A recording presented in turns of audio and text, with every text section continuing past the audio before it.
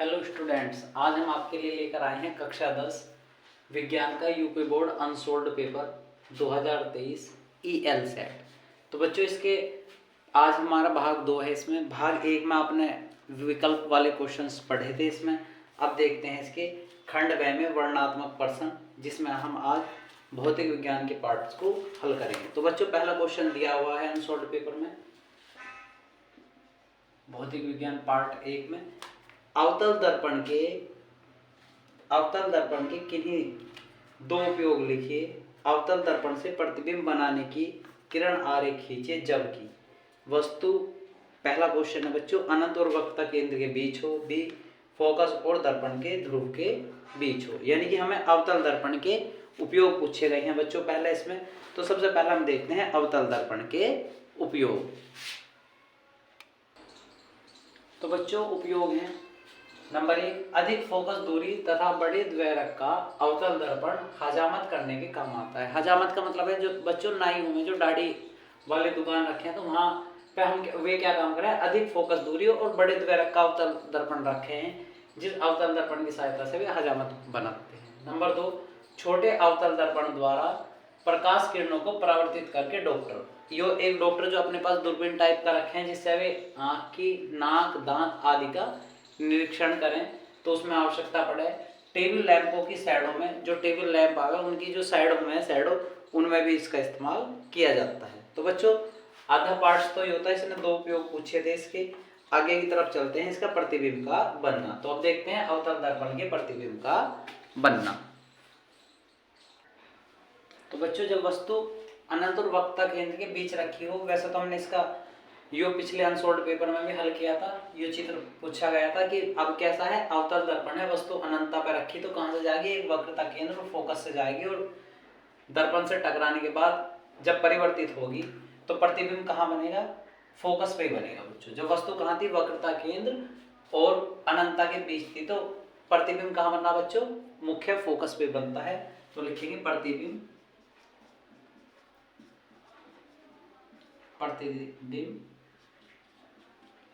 Focus F पर बनता है, जो वास्तविक, उल्टा तथा वस्तु से छोटा होता है। तो बच्चों जब वस्तु कहाँ रखी हुई हो, अनंतता और वक्रता केंद्र के बीच रखी हुई होगी, तो प्रतिबिंब किस पे बनेगा बच्चों, फोकस पर बनता है, जो कैसा हो, वास्तविक होता है, उल्टा होता है, वस्तु से छोटा होता है। तो बच्चों दूसरा क्वेश्चन इसने यहाँ पे हमसे पूछा है, क्वेश्चन नंबर 2 दिया हुआ है हमारे पास। इसने दिया है कि जब फोकस और दर्पण के ध्रुव के बीच रखी हो, जब हम वस्तु को कहाँ रखेंगे, अब जा फोकस और दर्पण के ध्रुव, यानी कि अब वस्तु को कहाँ रखना है, हमें इन दोनों के बीच में रखना है। तो देखते हैं बच्चों इसका डायग्राम कैसा बनता है। तो जब वस्तु मुख्य फोकस तथा ध्रुव पर रखी थी तो बच्चों अवतल दर्पण तो अवतल दर्पण के लिए आप देख रहे बच्चों, हम फोकस और ध्रुव के बीच में वस्तु को ले आए, तो इसका प्रतिबिंब कहाँ बना बच्चों, दर्पण के पीछे बना। और एकमात्र एक ही स्थिति है ये, जब हम फोकस और ध्रुव के बीच में आते हैं तभी वस्तु का प्रतिबिंब आभासी, सीधा और वस्तु से बड़ा बनता है। यानी केवल अवतल दर्पण एक बार ही ऐसी स्थिति बनाता है जब हम कहाँ हो, फोकस और ध्रुव के बीच हो। तो प्रतिबिंब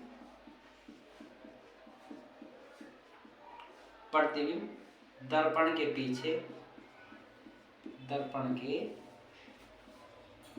पीछे बनता है, जो आभासी,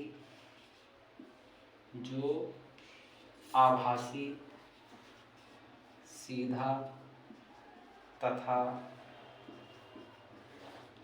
वस्तु से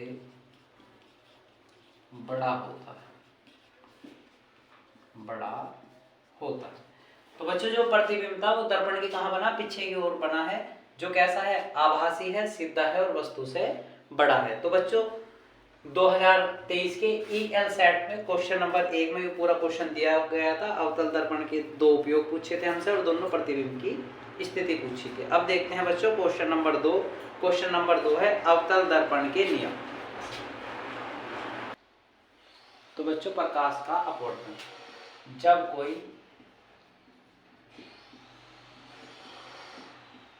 कोई प्रकाश किरण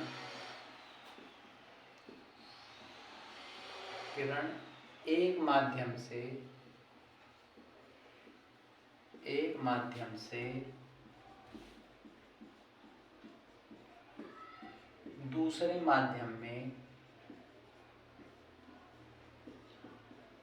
दूसरे माध्यम में जाती है तो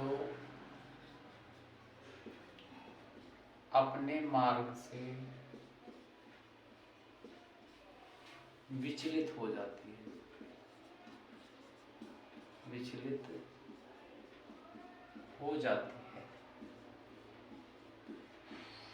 जब कोई एक प्रकाश किरण एक माध्यम से दूसरे माध्यम में जाती है तो अपने मार्ग से विचलित हो जाती है। इस घटना को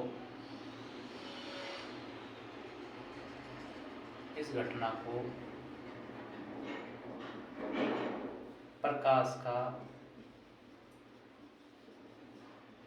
का परावर्तन कहते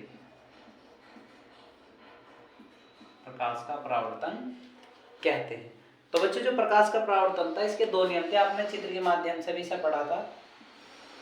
जैसे कोई एक किरण आई बच्चों यहाँ से, ठीक है, यदि ऊपरले वाला माध्यम विरल माध्यम था, किस माध्यम से आ रही हो, विरल माध्यम से आ रही हो, तो क्या होता, अभिकेंद्र की तरफ को झुक जा रही थी। यानी कि विरल माध्यम से किस में आ रही हो, यदि सघन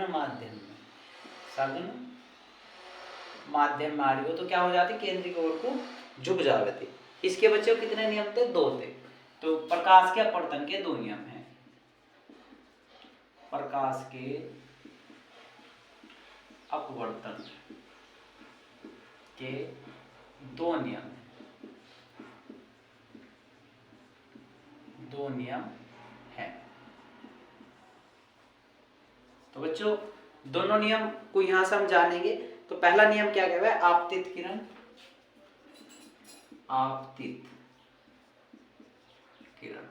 तो बच्चे जो किरण आ रही, इस किरण को हम क्या कहेंगे,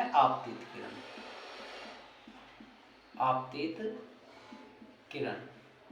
और जो यहां से टकराने के बाद दूसरी दिशा में निकलेगी, इसे कहेंगे अपवर्तित किरण।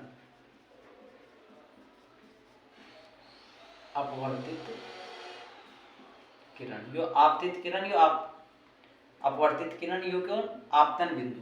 आपतित किरण, अपवर्तित किरण तथा आपतन बिंदु पर अभिलंब। तो जो रेखा दे रखी है क्या है इस पे बच्चों, अभिलंब। यो बिंदु क्या है, आपतन बिंदु पर अभिलंब एक ही तल में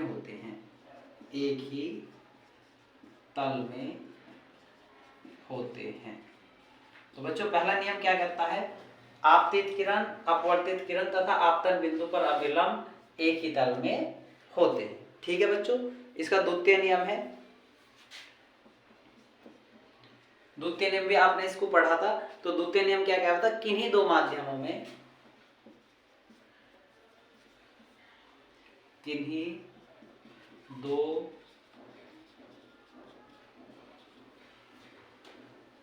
दो माध्यमों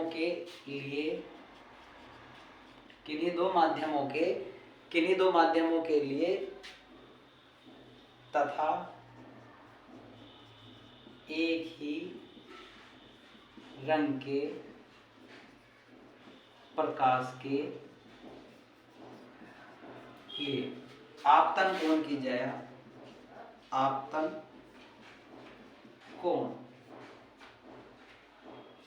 आई की जया क्या है बच्चों, साइन तथा अपवर्तन अपवर्तन कोण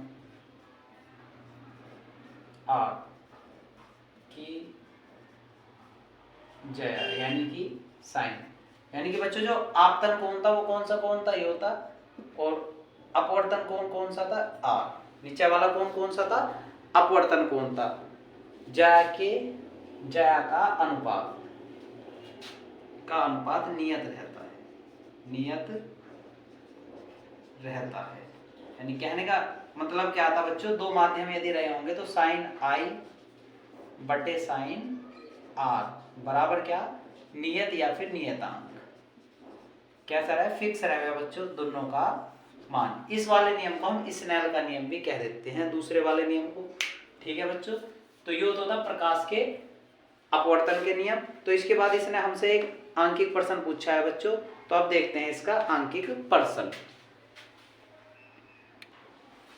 तो बच्चों आगे का क्वेश्चन कह रहा 3 सेंटीमीटर की वस्तु उत्तल लेंस के मुख्य फोकस के लंबवत रखी है। यानी कोई वस्तु है जिसकी का आकार h हमने कितना मान लिया बच्चों, 3 सेंटीमीटर उसने दे रखा है।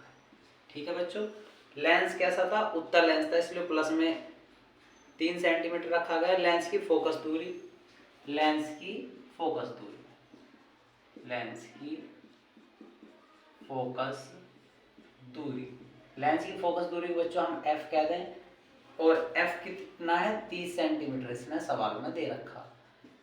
अब लेंस कैसा था बच्चों, उत्तल था, इसलिए फोकस दूरी कैसी रहेगी बच्चों, प्लस की रहेगी। इसके बाद उत्तल लेंस से वस्तु की दूरी, उत्तल लेंस से वस्तु की दूरी भी दी, यानी u का मान दिया हुआ है बच्चों, u का मान है 10 सेंटीमीटर। अब जब उत्तल लेंस था तो u कहें का रहेगा बच्चों, माइनस का रहेगा। अब उसने हमसे कह दिया वस्तु की स्थिति, आकार, प्रतिबिंब की स्थिति बतानी है। तो पहला हम क्या ज्ञात करेंगे बच्चों, v का मान ज्ञात करेंगे। तो लेंस की फोकस दूरी के सूत्र से, लेंस की फोकस दूरी के सूत्र से, तो 1/f बराबर 1/v माइनस 1/u।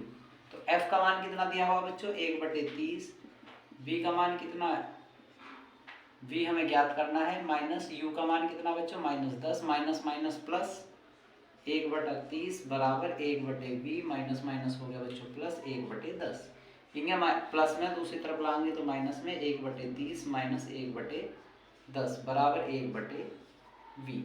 जब हम इस दोनों वैल्यू का एलसीएम ले लेंगे बच्चों, तो एलसीएम आ जाएगा हमारे पास 30, 1 गुना 30 एकम 30 माइनस 1 गुना 10 तिया 30 बराबर 1/v। तो बच्चों यहाँ से क्या बचा, 1 माइनस 3 बराबर 30, 1/v। कितना बचा, माइनस का 2/30 बराबर 1/v।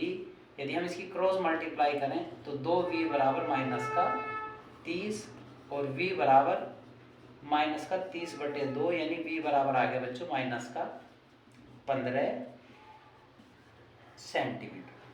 तो v का मान हमें यहाँ से निकल कर आया, v बराबर कितना है बच्चों, माइनस का 15 सेंटीमीटर यहाँ से निकल कर आता है। जैसे ही 15 सेंटीमीटर आया तो इसका मतलब कैसा है, प्रतिबिंब आभासी,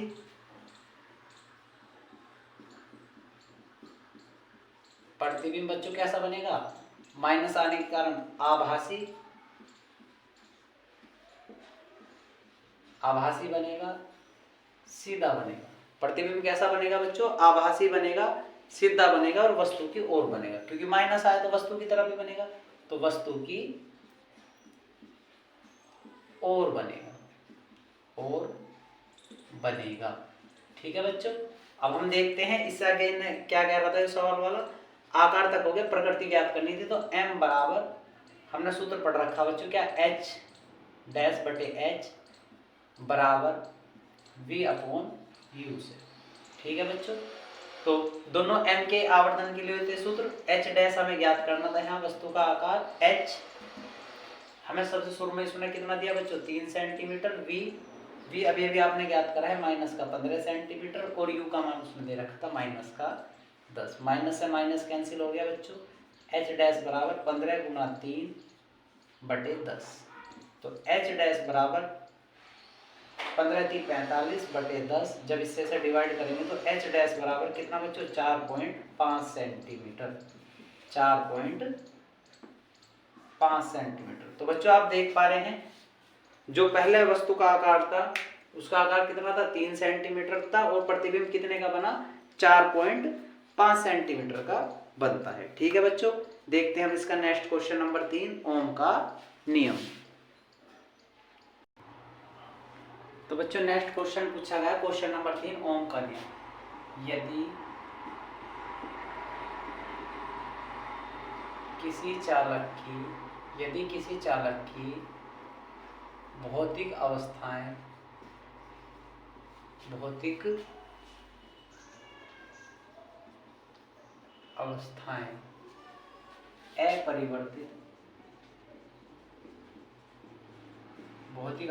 अपरिवर्तित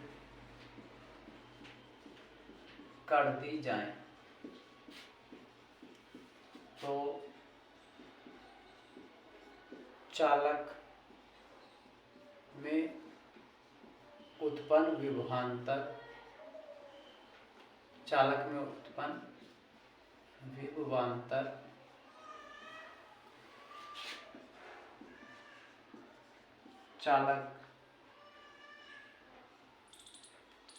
में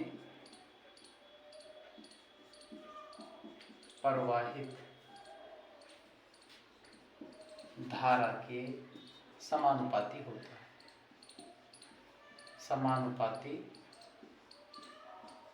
होता है।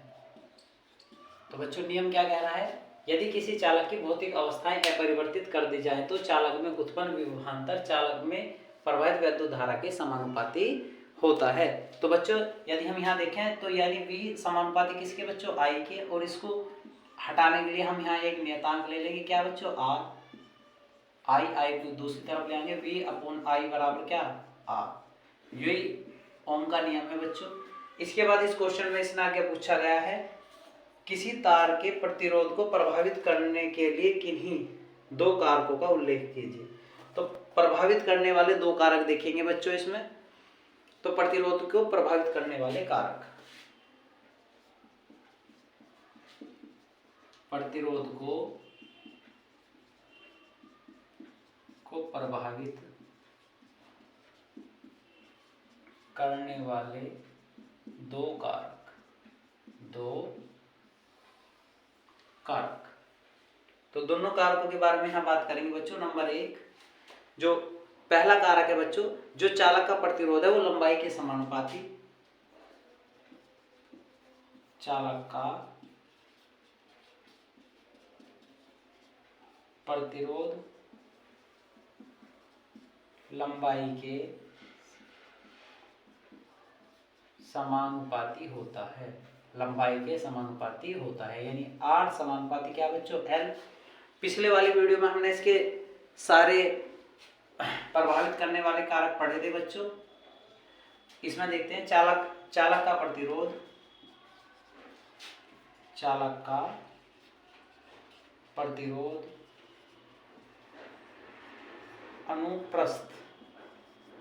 अनुप्रस्थ काट के क्षेत्रफल के समानुपाती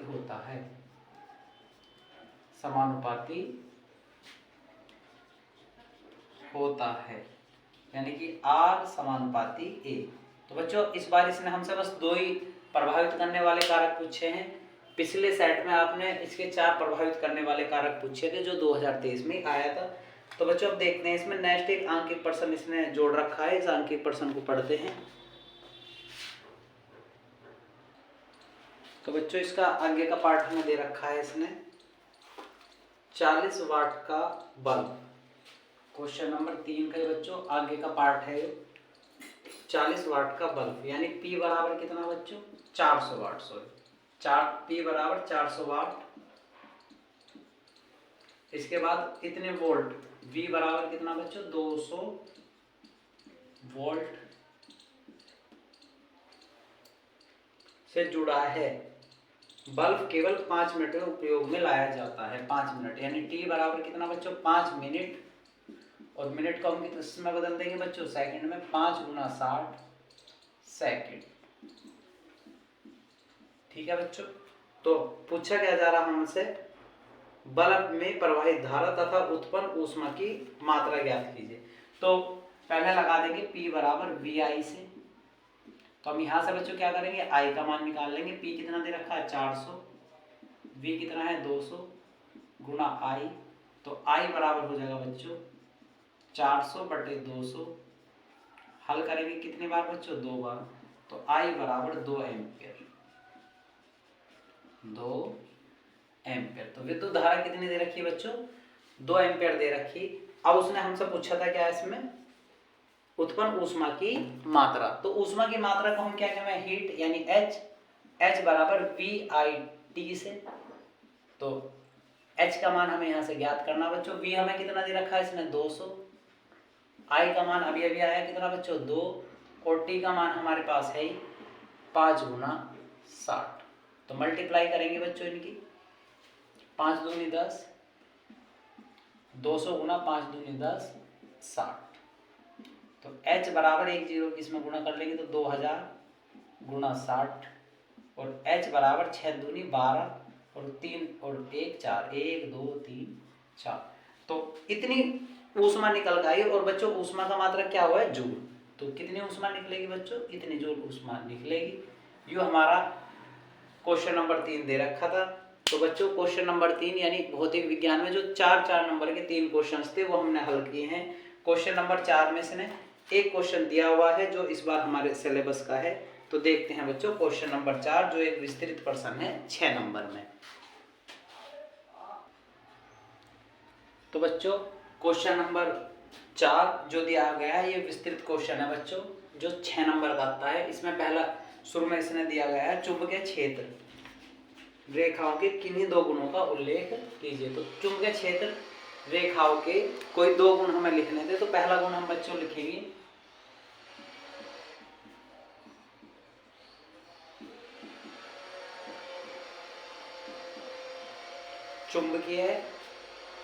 चुंबकीय रेखाएं एक दूसरे को, चुंबकीय रेखाएं एक दूसरे को कभी नहीं काटती हैं,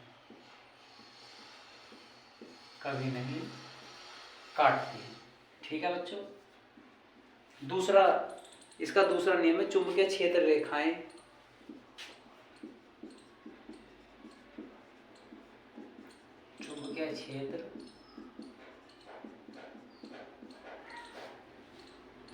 चुंबकीय क्षेत्र रेखाएं किसी चुंबकीय क्षेत्र रेखाएं किसी बिंदु चुंबकीय क्षेत्र रेखाएं किसी बिंदु पर खींची गई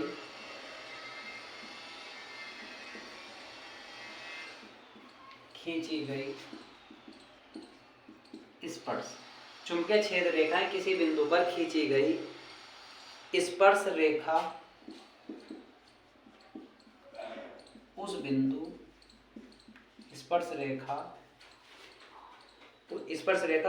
पर चुंबकीय क्षेत्र की दिशा को उस बिंदु पर चुंबकीय क्षेत्र की दिशा को प्रदर्शित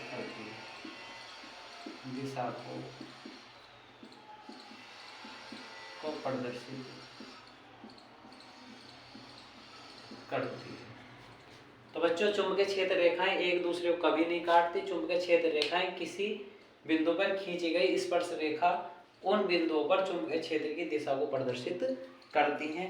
इसके बाद बच्चों इस क्वेश्चन में इसने आगे दिया है हमें किसी सीधे धारावाही चालक में उत्पन्न चुंबकीय क्षेत्र की दिशा ज्ञात करने के लिए मैक्सवेल कार्क स्क्रू नियम लिखिए। मैक्सवेल के कार्क स्क्रू नियम यानी कि मैक्सवेल के पेच का नियम। ठीक है बच्चों। तो देखते हैं नेक्स्ट नियम इसने जो हमसे पूछ रहा है सवाल में। तो मैक्सवेल का आगे का पार्ट में इसने पूछा हमारे से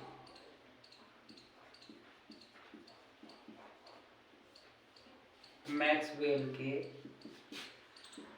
कार्क